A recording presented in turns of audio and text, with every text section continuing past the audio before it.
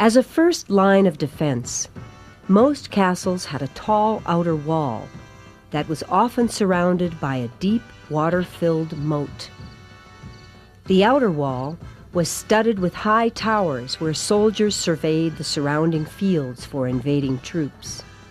Although medieval soldiers had no guns, they did have powerful bows, and there were many places in a castle from which arrows could be fired, such as through the hundreds of notches built into the tops of the walls, or through special windows like this one, called arrow slits.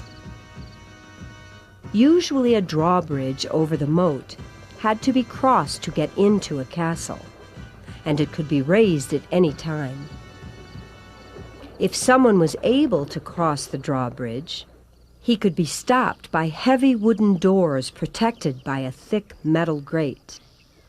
And hidden above the castle's doors were openings called murder holes, through which large rocks and boiling liquids could be dumped on enemies. If someone managed to get through the doors, he would find himself in an enclosed courtyard where the stables were located and where villagers came for protection in times of war.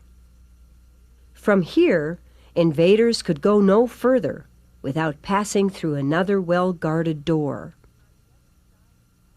On the other side of this door was a second large courtyard where the great stronghold, the best fortified part of the castle, was located. The lord of the castle usually lived with his family in a tower within the walls of the stronghold. Inside this tower, his servants climbed winding stone staircases to get from floor to floor.